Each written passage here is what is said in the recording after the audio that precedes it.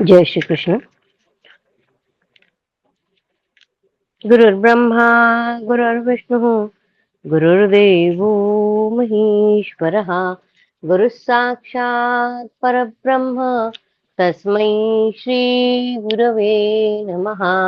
कृष्णाय वासुदेवाय हरये परमात्मने प्रणतक्लेशनाशाय गोविन्दाय नमो नमः। नमामि सद्गुरुं शान्तं सच्चिदानन्दविग्रहं पूर्णब्रह्मपरानन्दम् ईशमानन्दिवल्लभम्। ॐ पार्थाय प्रतिबोधितां भगवता नारायणेन स्वयं व्यासेन ग्रथितां पुराणमुनिना मध्ये महाभारतम् अद्वैतामृतवर्षिणीं भगवतीम् अष्टादशाध्यायिनीम् अम्ब त्वामनुसन्दधामि भगवद्गीते भवद्वेषिणीम्। नमोऽस्तु ते व्यासविशालबुद्धे पुल्लारविन्दायतपत्रनेत्र येन त्वया भारततैलपूर्णः प्रज्वालितो ज्ञानमयप्रदीपः प्रपन्नपारिजाताय स्तोत्रवेत्रैकपाणये ज्ञानमुद्राय कृष्णाय गीतामृतदुहे नमः। नारायणं नमस्कृत्य नरं चैव नरोत्तमं देवीं सरस्वतीं व्यासं ततो जयमुदीरयेत्। जय श्री कृष्ण। अथ त्रयोदशाधिकत्रिशततमोऽध्यायः। यक्ष और युधिष्ठिर का प्रश्नोत्तर तथा युधिष्ठिर के उत्तर से संतुष्ट हुए यक्ष का चारों भाइयों के जीवित होने का वरदान देना। वैशंपायन जी कहते हैं, जन्मेजय, युधिष्ठिर ने इंद्र के समान गौरवशाली अपने भाइयों को सरोवर के तट पर निर्जीव की भांति पड़े हुए देखा, मानो प्रलय काल में संपूर्ण लोकपाल अपने लोक से भ्रष्ट होकर गिर गए हो। अर्जुन मरे पड़े थे, उनके धनुष बाण इधर उधर बिखरे थे। भीमसेन और नकुल सहदेव भी प्राण रहित हो निश्चेष्ट हो गए थे। इन सब को देखकर युधिष्ठिर गरम गरम लंबी सांसें खींचने लगे। उनके नेत्रों से शोक के आंसू उमड़कर उन्हें भिगो रहे थे। अपने समस्त भ्राताओं का इस प्रकार धाराशायी हुए देख महाबाहु धर्मपुत्र युधिष्ठिर गहरी चिंता में डूब गए और देर तक विलाप करते रहे। वे बोले, महाबाहु वृकोदर, तुमने यह प्रतिज्ञा की थी कि मैं युद्ध में अपनी गदा से दुर्योधन की दोनों जांघें तोड़ डालूंगा। महाबाहो, तुम कुरुकुल की कीर्ति बढ़ाने वाले थे। तुम्हारा हृदय विशाल था। वीर, आज तुम्हारे गिर जाने से मेरे लिए यह सब कुछ व्यर्थ हो गया। साधारण मनुष्यों की बातें तथा उनकी प्रतिज्ञाएं तो झूठी निकल जाती है, परंतु तुम लोगों के संबंध में जो दिव्य वाणियां हुई थी वे कैसे मिथ्या हो सकती है। धनंजय, जब तुम्हारा जन्म हुआ था उस समय देवताओं ने भी कहा था कि कुंती तुम्हारा यह पुत्र सहस्र नेत्रधारी इंद्र से किसी बात में कम न होगा। उत्तर पारियात्र पर्वत पर सब प्राणियों ने तुम्हारे विषय में यही कहा था कि ये अर्जुन शीघ्र ही पांडवों की खोई हुई राजलक्ष्मी को पुनः लौटा लाएंगे। युद्ध में कोई भी इन पर विजय पाने वाला न होगा और ये भी किसी को परास्त किए बिना न रहेंगे। वे ही महाबली अर्जुन आज मृत्यु के अधीन कैसे हो गए। वे ही धनंजय मेरी आशालता को छिन्न भिन्न करके धरती पर पड़े हैं, जिन्हें अपना रक्षक बनाकर और जिनका ही भारी भरोसा करके हम लोग ये सारे दुख सहते आए हैं। कुंती के ये दोनों महाबली पुत्र भीमसेन और अर्जुन, जो किसी भी अस्त्र से प्रतिहत न होने वाले, समरांगण में उन्मत्त होकर लड़ने वाले तथा सदैव शत्रुओं का संहार करने वाले वीर थे, वे आज सहसा शत्रु के अधीन कैसे हो गए। मुझे दुष्ट का हृदय निश्चय ही पत्थर और लोहे का बना हुआ है, जो कि आज इन दोनों भाई नकुल और सहदेव को धरती पर पड़ा देख विदीर्ण नहीं हो जाता है। पुरुष सिंह बंधुओं, तुम लोग शस्त्रों के विद्वान, देश काल को समझने वाले तपस्वी और कर्मठ वीर थे। अपने योग्य पराक्रम अपने योग्य पराक्रम किए बिना ही तुम लोग प्राणहीन कैसे हो रहे हो। तुम्हारे शरीर में कोई घाव नहीं है, तुमने धनुष बाण का स्पर्श तक नहीं किया है, तथा तुम किसी से परास्त होने वाले नहीं हो। ऐसी दशा में इस पृथ्वी पर संज्ञा शून्य होकर क्यों पड़े हो। परम बुद्धिमान युधिष्ठिर धरती पर पड़े हुए पर्वत शिखरों के समान अपने भाइयों को इस प्रकार सुख की नींद सोते देखकर बहुत दुखी हुए। उनके सारे अंगों में पसीना निकल आया और वे अत्यंत कष्टप्रद अवस्था में पहुंच गए। यह ऐसी ही होनहार है, ऐसा कहकर धर्मात्मा राजा युधिष्ठिर शोक सागर में मग्न तथा व्याकुल होकर भाइयों की मृत्यु के कारण पर विचार करने लगे। वे यह भी सोचने लगे कि अब क्या करना चाहिए। महाबुद्धिमान महाभाव युधिष्ठिर देश और काल के तत्व को पृथक पृथक जानने वाले थे, तो भी बहुत सोचने विचारने पर भी वे किसी निश्चय पर नहीं पहुंच सके। तत्पश्चात धर्मात्मा और तपस्वी धर्मपुत्र युधिष्ठिर ने अपने मन को स्थिर करके बहुत विलाप करने के पश्चात अपनी बुद्धि द्वारा यह विचार करने लगे, इन वीरों को किसने मार गिराया है। इनके शरीरों में अस्त्र शस्त्रों के आघात का कोई चिन्ह नहीं है और न इस स्थान पर किसी दूसरे के पैरों का निशान ही है। मैं समझता हूँ अवश्य वह कोई भारी भूत है जिसने मेरे भाइयों को मारा है। इस विषय में मैं चित्त को एकाग्र करके फिर सोचूंगा अथवा पानी पीकर इस रहस्य को समझने की चेष्टा करूंगा। संभव है दुर्योधन ने चुपके चुपके कोई षड्यंत्र किया हो, अथवा जिसकी बुद्धि में सदा कुटिलता ही निवास करती है, उस गांधार राज शकुनी की भी यह कर्तुत हो सकती है, जिसके लिए कर्तव्य अकर्तव्य दोनों बराबर है। उस अजितात्मा पापी शकुनी पर कौन वीर पुरुष विश्वास कर सकता है, अथवा गुप्त रूप से नियुक्त किए हुए पुरुषों द्वारा दुरात्मा दुर्योधन ने ही यह हिंसात्मक प्रयोग किया होगा। इस प्रकार परम बुद्धिमान युधिष्ठिर भांति भांति की चिंता करने लगे। उन्हें इस बात का निश्चय हो गया था कि इस सरोवर के जल में जहर नहीं मिलाया गया है, क्योंकि मर जाने पर भी मेरे इन भाइयों के शरीर में कोई विकृति नहीं उत्पन्न हुई है। अब भी मेरे भाइयों के मुख की कांति प्रसन्न है। इस तरह वे सोच विचार में डूबे रहे। मेरे इन पुरुष रत्न भाइयों में से प्रत्येक के शरीर में बल का अगाध सिंधु लहराता था। आयु पूर्ण होने पर सबका अंत कर देने वाले यमराज के सिवा दूसरा कौन इनसे भिड़ सकता था। इस प्रकार निश्चय करके युधिष्ठिर जल में उतरे। पानी में प्रवेश करते ही उनके कानों में आकाशवाणी सुनाई दी। यक्ष बोला, राजकुमार, मैं सेवार और मछली खाने वाला बगुला हूं। मैंने ही तुम्हारे छोटे भाइयों को यमलोक भेजा है। अतः मेरे पूछने पर यदि तुम मेरे प्रश्नों का उत्तर न दोगे तो तुम भी यमलोक के 5वें अतिथि होगे। जल पीने का साहस न करना, इस पर मेरा पहले से ही अधिकार हो गया है।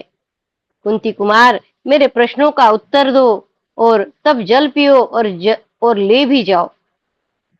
युधिष्ठिर बोले, मैं पूछता हूँ, तुम रुद्रो वसुओं तथा मरुदगणों में से कौन से प्रधान देवता हो? बताओ, यह काम किसी पक्षी का किया हुआ नहीं हो सकता। मेरे महातेजस्वी भाई हिमवान, पारियात्र, विंध्य तथा मलय इन चारों पर्वतों के समान हैं। इन्हें किसने मार गिराया है? बलवानों में श्रेष्ठ वीर तुमने यह अत्यंत महान कर्म किया है।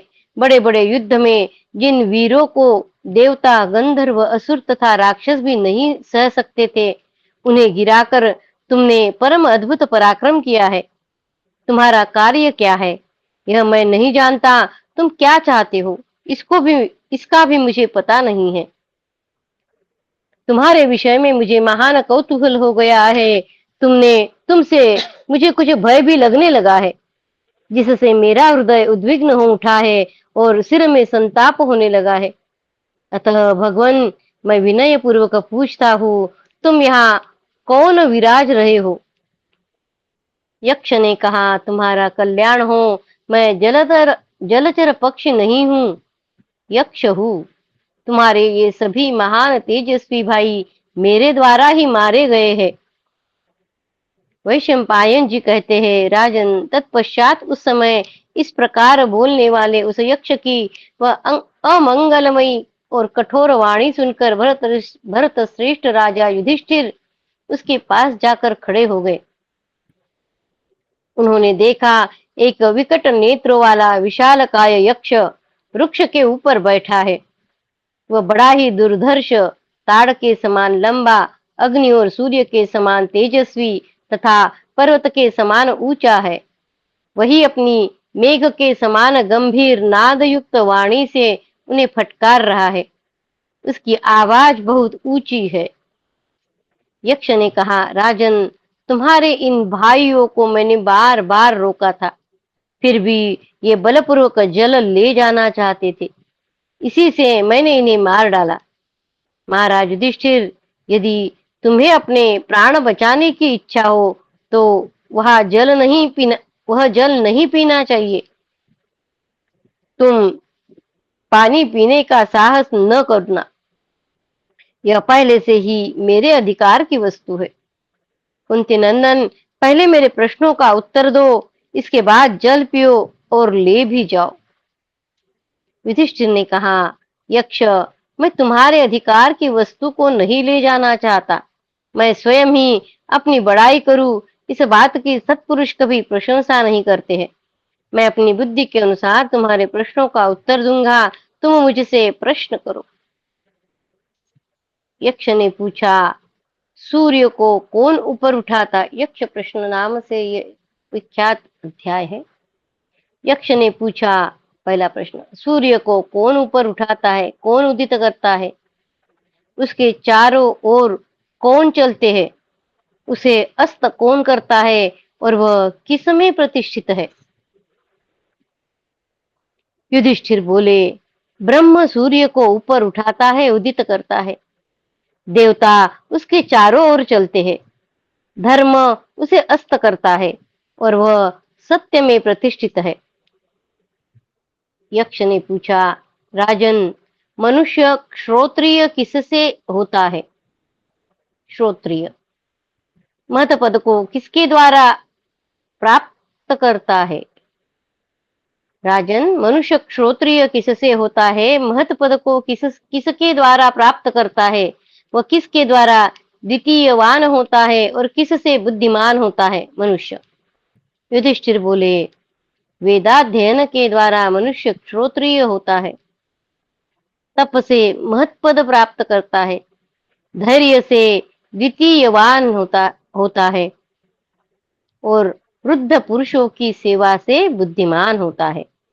वेदाध्ययन के द्वारा मनुष्य श्रोत्रिय होता है, तप करने से महत्पद प्राप्त करता है, धैर्य से वह द्वितीयवान होता है और वृद्ध पुरुषों की सेवा से बुद्धिमान होता है। यक्ष ने पूछा, ब्राह्मणों में देवत्व क्या है? उनमें सत्पुरुषों का सा धर्म क्या है? उनका मनुष्य भाव क्या है और उनमें असत्पुरुष का सा आचरण क्या है? युधिष्ठिर बोले, वेदों का स्वाध्याय ही ब्राह्मणों में देवत्व है। वेदों का स्वाध्याय ही ब्राह्मणों में देवत्व है। तप सत्पुरुषों का सा धर्म है और मरना मनुष्य भाव है और निंदा करना असत पुरुषों का आचरण है। वेदों का स्वाध्याय ब्राह्मणों में देवत्व है। सत्पुरुषों जैसा का सत्तप सत्पुरुषों का धर्म है और मरना मनुष्य भाव है और निंदा करना असत्पुरुषों का आचरण है। यक्ष ने पूछा, श्रोत्रियों में देवत्व क्या है, उनमें सत्पुरुषों का सा धर्म क्या है, उनका मनुष्य भाव क्या है और उनमें असत पुरुषों का सा आचरण क्या है? युधिष्ठिर बोले, बाण विद्या क्षत्रियों का देवत्व है, उनका सत्पुरुषों का सा धर्म है, भय मानवीय भाव है और शरण में आए हुए दुखियों का परित्याग कर देना उनमें असत पुरुषों का सा आचरण है। यक्ष ने पूछा, कौन एक वस्तु यज्ञीय साम है, कौन एक यज्ञ संबंधी यज्ञीय यजु है, कौन एक वस्तु यज्ञ का वर्ण करती है और किस एक का यज्ञ अतिक्रमण नहीं करता? युधिष्ठिर बोले, प्राण ही यज्ञीय साम है, मन ही यज्ञ संबंधी यजु है, एकमात्र रुचा ही यज्ञ का वर्ण करती है और उसी का यज्ञ अतिक्रमण नहीं करता है। यक्ष ने पूछा, खेती करने वालों के लिए कौन सी वस्तु श्रेष्ठ है, बोने वालों के लिए क्या श्रेष्ठ है, प्रतिष्ठा प्राप्त धनियों के लिए कौन सी वस्तु श्रेष्ठ है तथा संतानोत्पादन करने वालों के लिए क्या श्रेष्ठ है? युधिष्ठिर बोले, खेती करने वालों के लिए वर्षा श्रेष्ठ है, बिखरने यानी बोने वालों के लिए बीज श्रेष्ठ है, प्रतिष्ठा प्राप्त धनियों के लिए गौ का पालन पोषण और संग्रह श्रेष्ठ है और संतानोत्पादन करने वाले के लिए पुत्र श्रेष्ठ है। यक्ष ने पूछा, ऐसा कौन पुरुष है जो बुद्धिमान, लोक में सम्मानित और सब प्राणियों का माननीय होकर एवं इंद्रियों के विषयों को अनुभव करते तथा श्वास लेते हुए भी वास्तव में जीवित नहीं है? युधिष्ठिर ने कहा, जो देवता, अतिथि, भरणीय, कुटुंबीजन, पितर और आत्मा इन पांचों का पोषण नहीं करता, वह श्वास लेने पर भी जीवित नहीं है। देवता, अतिथि, भरणीय, कुटुंबजन, पितर और आत्मा, इन पांचों का जो पोषण नहीं करता है वह श्वास लेने पर भी जीवित नहीं है। यक्ष ने पूछा, पृथ्वी से भारी क्या है, आकाश से भी ऊंचा क्या है, वायु से भी तेज चलने वाला क्या है और तिनकों से भी अधिक असंख्य क्या है, तिनकों से भी अधिक क्या है? युधिष्ठिर बोले, माता का गौरव पृथ्वी से भी अधिक है, पिता आकाश से भी ऊंचा है, मन वायु से भी तेज चलने वाला है और चिंता तिनकों से भी अधिक असंख्य एवं अनंत है। यक्ष ने पूछा, कौन सोने पर भी आंखें नहीं मूंदता, उत्पन्न होकर भी कौन चेष्टा नहीं करता, किसमें हृदय नहीं है और कौन वेग से बढ़ता है? युधिष्ठिर बोले, मछली सोने पर भी आंखें नहीं मूंदती, अंडा उत्पन्न होकर भी कुछ चेष्टा यानी क्रिया, अंडा उत्पन्न होकर भी चेष्टा नहीं करता, पत्थर में हृदय नहीं है और नदी वेग से बढ़ती है। यक्ष ने पूछा, प्रवासी यानी परदेश के यात्री का मित्र कौन है, गृहवासी यानी गृहस्थ का मित्र कौन है, रोगी का मित्र कौन है और मृत्यु के समीप पहुंचे हुए पुरुष का मित्र कौन है? युधिष्ठिर बोले, सहयात्रियों का समुदाय अथवा साथ में यात्रा करने वाला साथी ही प्रवासी का मित्र है, पत्नी गृहवासी का मित्र है, वैद्य रोगी का मित्र है और दान मुमूर्षु अर्थात मरने वाले, दान मरने वाले का मनुष्य का मित्र है। यक्ष ने पूछा, राजेंद्र, समस्त प्राणियों का अतिथि कौन है, सनातन धर्म क्या है, अमृत क्या है और यह सारा जगत क्या है?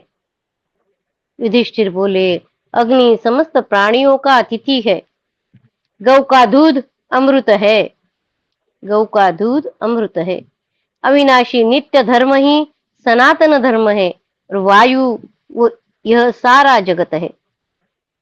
यक्ष ने पूछा, अकेला कौन विचरता है?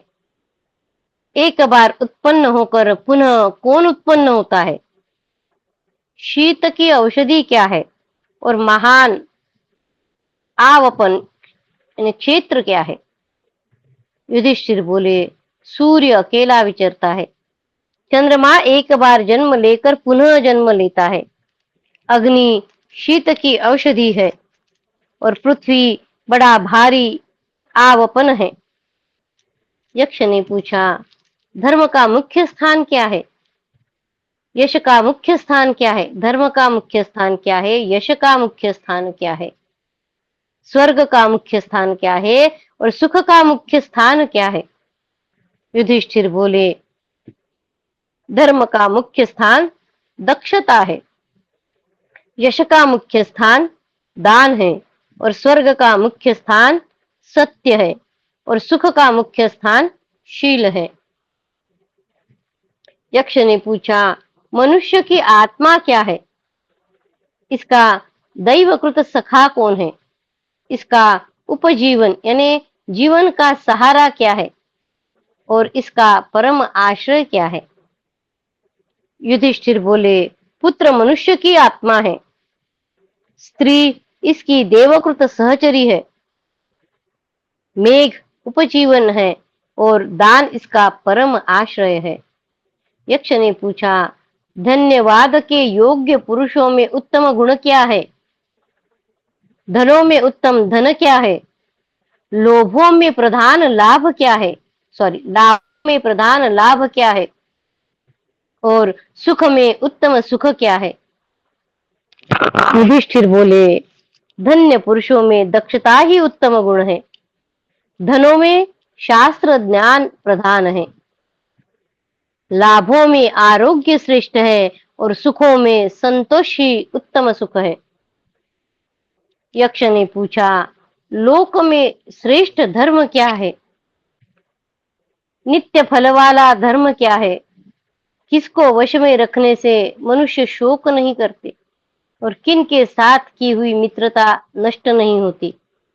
युधिष्ठिर बोले, लोक में दया श्रेष्ठ धर्म है, वेदोक्त धर्म नित्य फल वाला है, मन को वश में रखने से मनुष्य शोक नहीं करते, मन को वश में रखने से मनुष्य शोक नहीं करते और सत्पुरुषों के साथ हुई मित्रता नष्ट नहीं होती।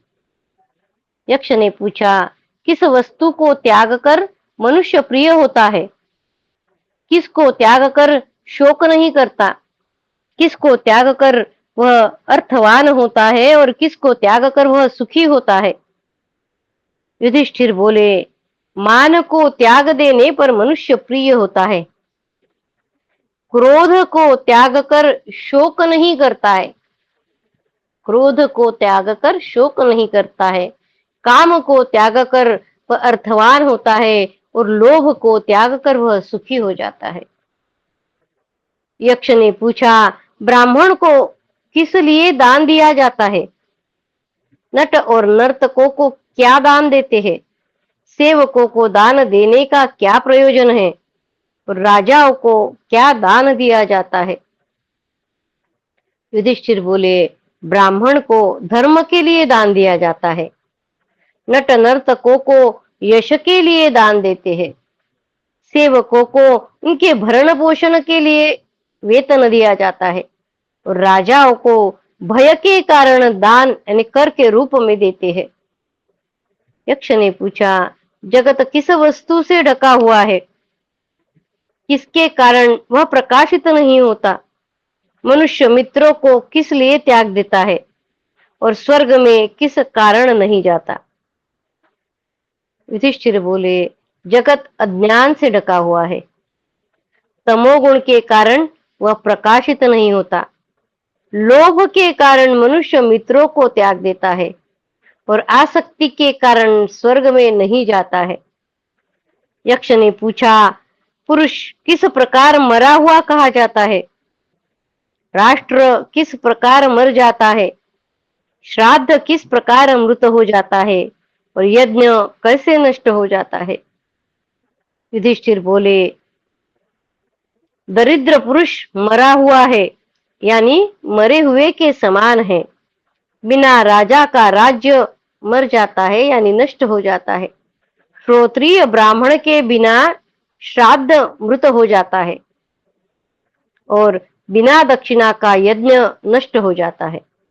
यक्ष ने पूछा, दिशा क्या है, जल क्या है, अन्न क्या है, विष क्या है और श्राद्ध का समय क्या है, यह बताओ। इसके बाद जल पियो और ले भी जाओ। युधिष्ठिर बोले, सत्पुरुष दिशा है, आकाश जल है, पृथ्वी अन्न है, प्रार्थना कामना विष है और ब्राह्मण ही श्राद्ध का समय है। अथवा यक्ष, इस विषय में तुम्हारी क्या मान्यता है? यक्ष ने पूछा, तप का क्या लक्षण बताया गया है? दम किसे कहा गया है? उत्तम क्षमा क्या बताई गई है और लज्जा किसको कहा गया है? युधिष्ठिर बोले, अपने धर्म में तत्पर रहना तप है। अपने धर्म में तत्पर रहना तप है। मन के दमन का ही नाम दम है। सर्दी गर्मी आदि द्वंद्वों को सहन करना क्षमा है तथा न करने योग्य काम से दूर रहना लज्जा है। न करने योग्य काम से दूर रहना लज्जा है। यक्ष ने पूछा, राजन, ज्ञान किसे कहते हैं? क्षम क्या कहलाता है? उत्तम दया किसका नाम है और आर्य यानी सरलता किसे कहते हैं? युधिष्ठिर बोले, परमात्म तत्व का यथार्थ बोध ही ज्ञान है। परमात्म तत्व का यथार्थ बोध ही ज्ञान है। चित्त की शांति ही शम है। सबके सुख की इच्छा रखना ही उत्तम दया है। सबके सुख की इच्छा रखना ही उत्तम दया है और समचित्त होना ही आर्जव यानी सरलता है। यक्ष ने पूछा, मनुष्यों का दुर्जय शत्रु कौन है? अनंत व्याधि क्या है? साधु कौन माना जाता है और असाधु किसे कहते हैं? युधिष्ठिर बोले, क्रोध दुर्जय शत्रु है, लोभ अनंत व्याधि है तथा जो समस्त प्राणियों का हित करने वाला हो वही साधु है।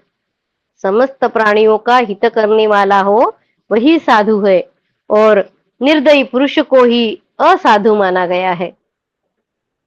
यक्ष ने पूछा, राजन, मोह किसे कहते हैं? मान क्या कहलाता है? आलस्य किसे जानना चाहिए और शोक किसे कहते हैं? युधिष्ठिर बोले, धर्म मूढ़ता ही मोह है, आत्माभिमान ही मान है। धर्म का पालन न करना आलस्य है। धर्म का पालन न करना आलस्य है और अज्ञान को ही शोक कहते हैं। यक्ष ने पूछा, ऋषियों ने स्थिरता किसे कहा है? धैर्य क्या कहलाता है? परम स्नान किसे कहते हैं और दान किसका नाम है? युधिष्ठिर बोले, अपने धर्म में स्थिर रहना ही स्थिरता है। इंद्रिय निग्रह धैर्य है। मानसिक मल का त्याग करना परम स्नान है। मानसिक मल का त्याग करना परम स्नान है और प्राणियों की रक्षा करना ही दान है। यक्ष ने पूछा, किस पुरुष को पंडित समझना चाहिए? नास्तिक कौन कहलाता है? मूर्ख कौन है? काम क्या है तथा मत्सर किसे कहते हैं? युधिष्ठिर बोले, धर्मज्ञ को पंडित समझना चाहिए। मूर्ख नास्तिक कहलाता है और नास्तिक मूर्ख है तथा जो जन्म मरण रूप संसार का कारण है वह वासना काम है और हृदय की जलन ही मत्सर है। यक्ष ने पूछा, अहंकार किसे कहते हैं? दंभ क्या कहलाता है?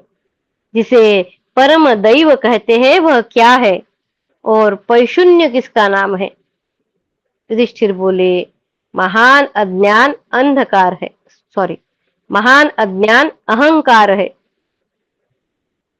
अपने को झूठ मूठ बड़ा धर्मात्मा प्रसिद्ध करना दंभ है। दान का फल दैव कहलाता है और दूसरों को दोष लगाना पैशून्य यानी चुगली है।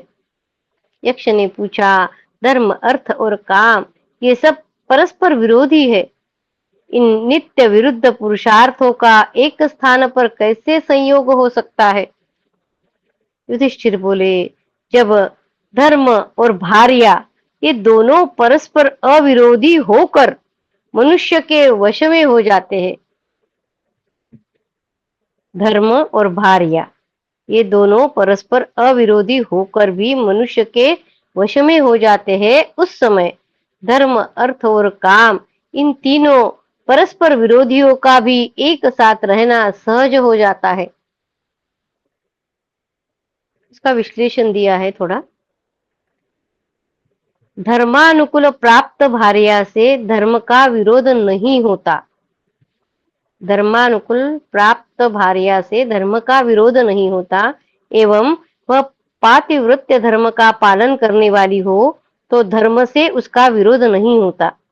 इस कारण धर्मानुसार प्राप्त पातिव्रत्य धर्म का पालन करने वाली स्त्री और धर्म दोनों जिसके अनुकूल हो जाते हैं वह धर्मात्मा गृहस्थ कभी दरिद्र नहीं होता। इसलिए उसके घर में धर्म अर्थ और काम तीनों बिना बिना विरोध के एक साथ रह सकते हैं। यक्ष ने पूछा, एक बार ये फिर से पढ़ेंगे। उन्होंने प्रश्न पूछा था कि धर्म अर्थ और काम ये सब परस्पर विरोधी है, इन नित्य विरुद्ध पुरुषार्थों का एक स्थान पर कैसे संयोग हो सकता है? धर्म अर्थ और काम तीनों एक साथ कैसे उसका संयोग हो सकता है?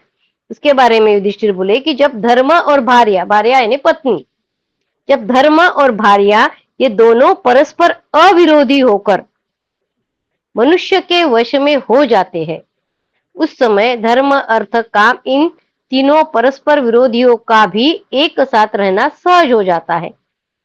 उसके बारे में थोड़ा और बताया है, कैसे होता है उसके बारे में।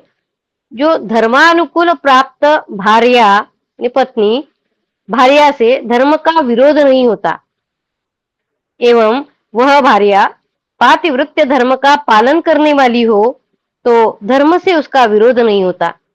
इस प्रकार धर्मानुसार प्राप्त पातिव्रत्य धर्म का पालन करने वाली स्त्री और धर्म दोनों जिसके अनुकूल हो जाते हैं वह धर्मात्मा गृहस्थ कभी दरिद्र नहीं होता।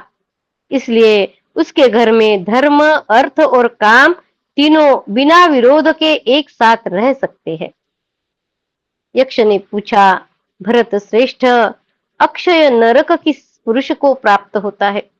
मेरे इस प्रश्न का शीघ्र ही उत्तर दो। युधिष्ठिर बोले, जो पुरुष भिक्षा मांगने वाले किसी अकिंचन ब्राह्मण को स्वयं बुलाकर फिर उसे नहीं कर देता है वह अक्षय नरक में जाता है।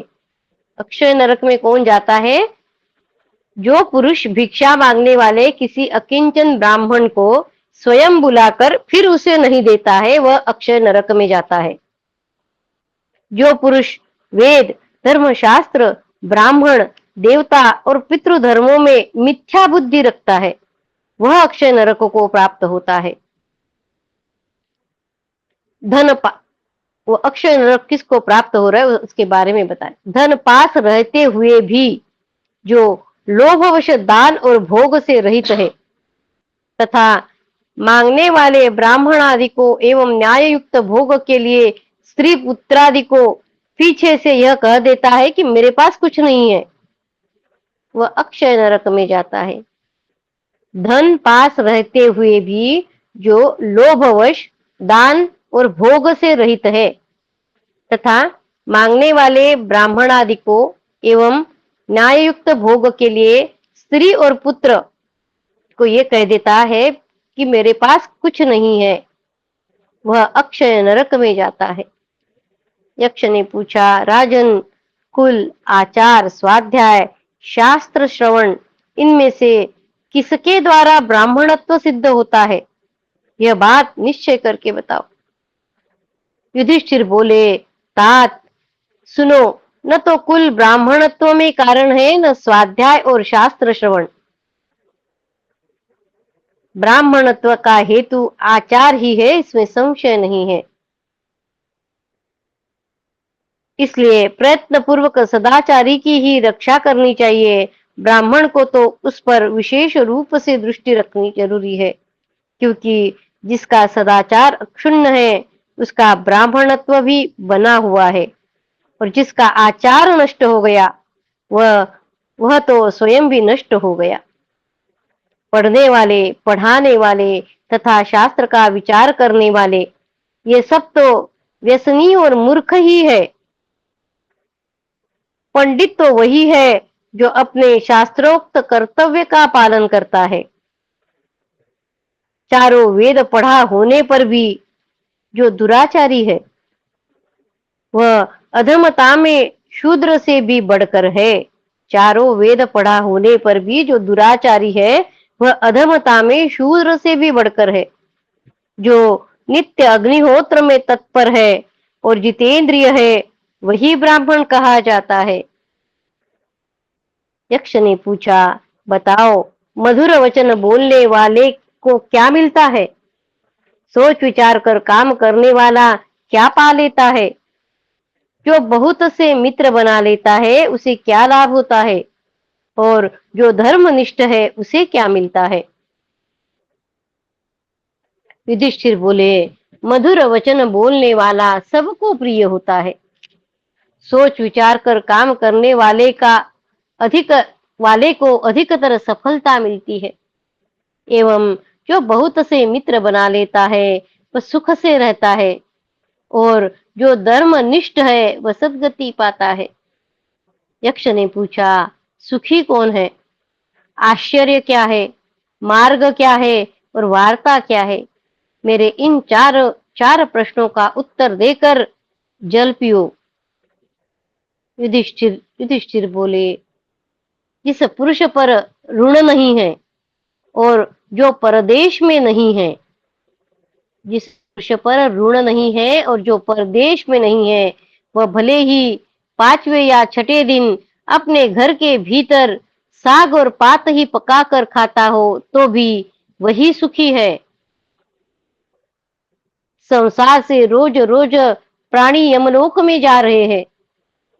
संसार से रोज रोज प्राणी यमलोक में जा रहे, किंतु जो बचे हुए हैं वे सर्वदा जीते रहने की इच्छा करते हैं। इससे बढ़कर आश्चर्य और क्या होगा? तर्क की कहीं स्थिति नहीं है, श्रुतियां भी भिन्न भिन्न है। एक ही ऋषि नहीं है कि जिसका मत प्रमाण माना जाए, तथा धर्म का तत्व गुहा में निहित है, अर्थात अत्यंत गूढ़ है। अतः जिससे महापुरुष जाते रहे वही मार्ग है। इस महामोह रूप कड़ाहे में भगवान काल समस्त प्राणियों को मास और ऋतु रूप करछी से उलट पलट कर सूर्य रूप अग्नि और रात दिन रूप ईंधन के द्वारा रांध रहे हैं, यही वार्ता है। यक्ष ने पूछा, परंतु तुमने मेरे सब प्रश्नों के उत्तर ठीक ठीक दे दिए। अब तुम पुरुष की भी व्याख्या कर दो और यह बताओ कि सबसे बड़ा धनी कौन है? युधिष्ठिर बोले, जिस व्यक्ति के पुण्य कर्मों की कीर्ति का शब्द जब तक स्वर्ग और भूमि को स्पर्श करता है तब तक वह पुरुष कहलाता है।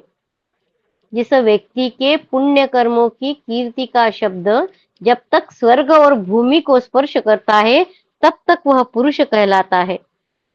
जो मनुष्य प्रिय अप्रिय सुख दुख और भूत भविष्य इन द्वंद्वों में सम है वही सबसे बड़ा धनी है।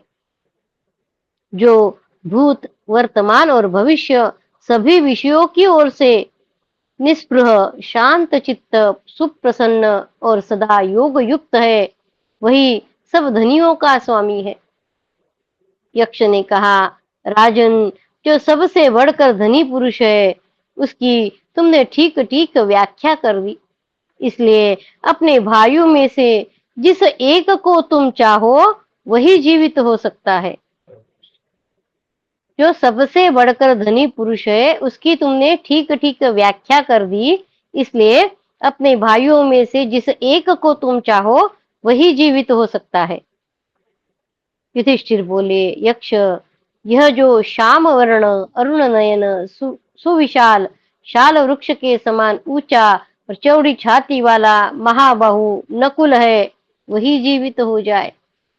यक्ष ने कहा, राजन, यह तुम्हारा प्रिय भीमसेन है और यह तुम लोगों का सबसे बड़ा सहारा अर्जुन है। इन्हें छोड़कर तुम किस लिए सौतेले भाई नकुल को जिलाना चाहते हो, जिसमें 10,000 हाथियों के समान बल है? उस भीम को छोड़कर तुम नकुल को ही क्यों जिलाना चाहते हो? सभी मनुष्य भीमसेन को तुम्हारा प्रिय बतलाते हैं। उसे छोड़कर भला सौतेले भाई नकुल में तुम कौन सा सामर्थ्य देखकर उसे जिलाना चाहते हो, जिसके बाहुबल का सभी पांडवों को पूरा भरोसा है? उस अर्जुन को भी छोड़कर तुम्हें नकुल को जिला देने की इच्छा क्यों है? युधिष्ठिर बोले, यदि धर्म का नाश किया जाए तो वह नष्ट हुआ धर्म ही कर्ता को भी नष्ट कर देता है। यदि धर्म का नाश किया जाए तो वह नष्ट हुआ धर्म ही कर्ता को भी नष्ट कर देता है, और यदि उसकी रक्षा की जाए तो वह कर्ता की भी रक्षा कर लेता है। इसी से मैं धर्म का त्याग नहीं करता कि कहीं नष्ट होकर वह धर्म मेरा ही नाश न कर दे। यक्ष, मेरा ऐसा विचार है कि वस्तुतः अनुशंसता ने दया तथा समता ही परम धर्म है। यही सोचकर मैं सबके प्रति दया और समान भाव रखना चाहता हूँ। इसलिए नकुल ही जीवित हो जाए। लोग मेरे विषय में ऐसा समझते हैं कि राजा युधिष्ठिर धर्मात्मा है, अतएव मैं अपने धर्म से विचलित नहीं होऊंगा। मेरा भाई नकुल जीवित हो जाए। मेरे पिता के कुंती और माद्री नाम की 2 भार्याएं रही, वे दोनों ही पुत्रवती बनी रहे, ऐसा मेरा विचार है।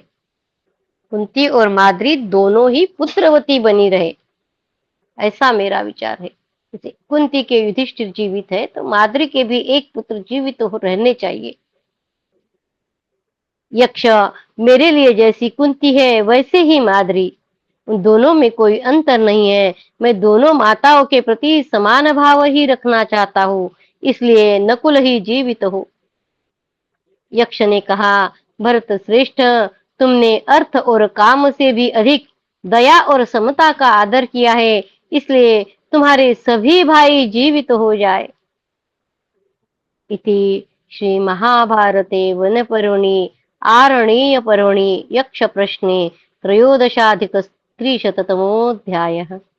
कृष्णाय वासुदेवाय हरये परमात्मने प्रणतक्लेशनाशाय गोविन्दाय नमो नमः। ॐ नमो भगवते वासुदेवाय। ॐ नमो भगवते वासुदेवाय। अथ चतुर्दशाधिकत्रिशततमोऽध्यायः। यक्ष का चारों भाइयों को जिलाकर धर्म के रूप में प्रकट हो युधिष्ठिर को वरदान देना। वैशंपायन जी कहते, राजन, तदनंतर यक्ष के कहते ही सब पांडव उठकर खड़े हो गए तथा एक क्षण में ही उन सब की भूख प्यास जाती रही। युधिष्ठिर बोले, इस सरोवर में एक पैर से खड़े हुए किसी से भी पराजित न होने वाले आपसे मैं पूछता हूँ, आप कौन देव श्रेष्ठ है? मुझे तो आप यक्ष नहीं मालूम होते। आप वसुओं में से, रुद्रों में से अथवा मरुदगणों में से कोई एक श्रेष्ठ पुरुष तो नहीं है, अथवा आप स्वयं वज्रधारी देवराज इंद्र ही है। मेरे ये भाई तो लाखों वीरों से युद्ध करने वाले हैं। ऐसा तो मैंने कोई योद्धा नहीं देखा जिसने इन सभी को रणभूमि में गिरा दिया हो। अब जीवित होने पर भी इनकी इंद्रियां सुख की नींद सोकर उठे हुए पुरुष के समान स्वस्थ दिखाई देती है। अतः आप हमारे कोई सुहृद अथवा पिता है। यक्ष ने कहा, प्रचंड पराक्रमी भरत श्रेष्ठ तात युधिष्ठिर, मैं तुम्हारा जन्मदाता पिता धर्मराज हूँ। तुम्हें देखने की इच्छा से ही मैं यहाँ आया हूँ, मुझे पहचानो।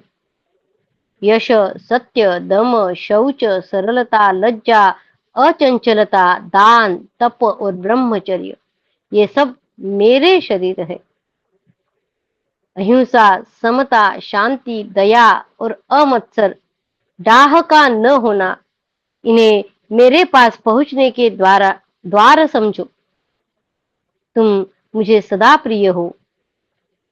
सौभाग्यवश तुम्हारा शम, दम, उपरति, तितिक्षा, समाधान, इन पांचों साधनों पर अनुराग है तथा सौभाग्य से तुमने भूख, प्यास, शोक, मोह और जरा मृत्यु, इन 6 दोषों को जीत लिया है।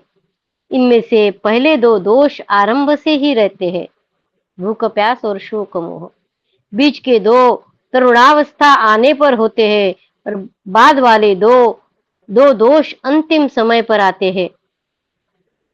तुम्हारा मंगल हो, मैं धर्म हूँ और तुम्हारा व्यवहार जानने की इच्छा से ही यहाँ आया हूँ।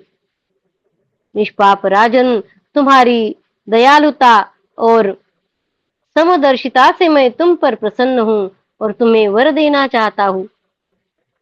पाप रहित राजेंद्र, तुम मनोनुकूल वर मांग लो, मैं तुम्हें अवश्य दे दूंगा।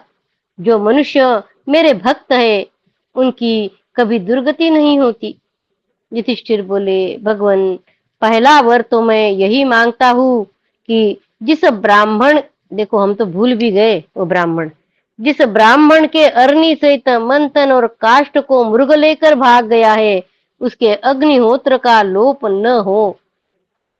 ये कथा वहां से शुरू हुई थी।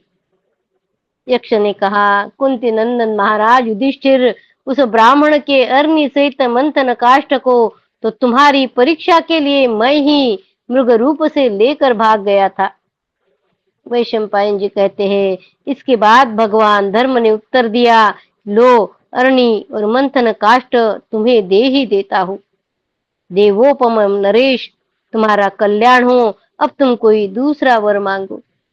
युधिष्ठिर बोले, हम 12 वर्ष तक वन में रह चुके, अब 13वां वर्ष आ लगा है, अतः ऐसा वर दीजिए कि इसमें कहीं कहीं भी रहने पर लोग हमें पहचान न सके। वैशंपायन जी कहते हैं, राजन, यह सुनकर भगवान धर्म ने उत्तर में कहा, मैं तुम्हें यह वर भी देता हूँ। इसके बाद धर्मराज ने पुनः सत्य पराक्रमी युधिष्ठिर को आश्वासन देते हुए कहा, भरत नंदन, यद्यपि तुम इस पृथ्वी पर इसी रूप से विचरोगे, तो भी तीनों लोकों में कोई भी तुम्हें नहीं पहचान सकेगा। कुरुनंदन पांडव गण, मेरी कृपा से तुम लोग 13वें वर्ष में गुप्त रूप से विराट नगर में रहते हुए किसी से भी पहचाने न जाकर विचरण करोगे। मेरी कृपा से तुम लोग 13वें वर्ष में गुप्त रूप से विराट नगर में रहते हुए किसी से भी पहचाने न जाकर विचरण करोगे तथा तुमसे जो मन से जैसा संकल्प करेगा वह इच्छा अनुसार वैसा वैसा ही रूप धारण कर सकेगा। यह अरणी सहित मंथन काष्ठ उस ब्राह्मण को दे दो। तुम्हारी परीक्षा के लिए ही मैंने मृग का रूप धारण करके इसका हरण किया था। सौम्य, इसके अतिरिक्त तुम एक और भी अभिष्ट वर मांग लो, वह मैं तुम्हें दूंगा। तुम्हें वर देते हुए मुझे तृप्ति नहीं हो रही है। बेटा, तुम तीसरा भी महान एवं अनुपम वर मांग लो। राजन, तुम मेरे पुत्र हो और विदुर ने भी मेरे ही अंश से जन्म लिया है। युधिष्ठिर बोले, पिताजी, आप सनातन देवाधिदेव है। आज मुझे साक्षात आपके दर्शन हो गए। आप प्रसन्न होकर मुझे जो भी वर देंगे मैं उसे शिरोधार्य करूंगा। मुझे ऐसा वर दीजिए कि मैं लोभ, मोह, क्रोध को जीत सकूं तथा दान, तप और सत्य में सदा मेरा मन लगा रहे। धर्मराज ने कहा, पांडुपुत्र, तुम तो स्वयं धर्म स्वरूप ही हो, अतः इन गुणों से तो स्वभाव से ही संपन्न हो। आगे भी तुम्हारे कथनानुसार तुम में ये सब धर्म बने रहेंगे। वैशंपायन जी कहते, राजन, ऐसा कहकर लोक रक्षक भगवान धर्म अंतर्धान हो गए एवं सुखपूर्वक सोकर उठने से श्रम रहित हुए मनस्वी वीर पांडवगण एकत्र होकर आश्रम में लौट आए। वहां आकर उन्होंने उस तपस्वी ब्राह्मण को उसकी अरणी एवं मंथन काष्ठ दे दिए। भीम, अर्जुन, नकुल और सहदेव के पुनः जीवन लाभ करने से संबंध रखने वाले तथा पिता धर्म और पुत्र युधिष्ठिर के संवाद तथा समागम रूप कीर्ति को बढ़ाने वाले इस प्रशस्त उपाख्यान का जो पुरुष पाठ करता है, वह जितेंद्रिय, वशी तथा पुत्र पौत्रों से संपन्न होकर 100 वर्षों तक जीवित रहता है। तथा जो लोग सदा इस मनोहर उपाख्यान को स्मरण रखेंगे, उनका मन अधर्म में, सुहृदों के भीतर फूट डालने में, दूसरों का धन हरने में, परस्त्री गमन में अथवा कृपणता में कभी प्रवृत्त नहीं होगा। जो लोग सदा इस मनोहर उपाख्यान को स्मरण रखेंगे, उनका मन अधर्म में, सुहृदों के भीतर फूट डालने में, दूसरों का धन हरने में, परस्त्री गमन में अथवा कृपणता में कभी प्रवृत्त नहीं होगा। इति श्री महाभारते वन पर्वणि आरण्येय पर्वणि नकुलादि जीवनादि वर प्राप्तौ 14,300तमोऽध्यायः। कृष्णाय वासुदेवाय हरये परमात्मने प्रणतक्लेशनाशाय गोविन्दाय नमो नमः। ॐ नमो भगवते वासुदेवाय। ॐ नमो भगवते वासुदेवाय। भवे यथा भक्तिः पादयोस्तव जायते, तथा कुरुष्व देवेश नाथस्त्वं नो यतः प्रभो। नाम संकीर्तनं यस्य सर्वपापप्रणाशनं, प्रणामो दुःखशमनस्तं नमामि हरिं परं। तं नमामि हरिं परं। त्वदीयं वस्तु गोविन्द तुभ्यमेव समर्पये, तेन त्वदङ्घ्रिकमले रतिं मे यच्छ शाश्वतीम्। ॐ पूर्णमद पूर्णमिदं पूर्णात् पूर्णमुदच्यते, पूर्णस्य पूर्णमादाय पूर्णमेवावशिष्यते। ॐ शान्ति शान्ति शान्तिः। हरि ओम तत्सत्। श्रीकृष्णार्पणमस्तु। श्रीगुरुभ्यो नमः। ज्ञानेश्वर। जय श्री कृष्ण। जय श्री कृष्ण। जय श्री कृष्ण जय सगळ्यांना। श्री कृष्ण। धन्यवाद। जय श्री कृष्ण। जय श्री कृष्ण।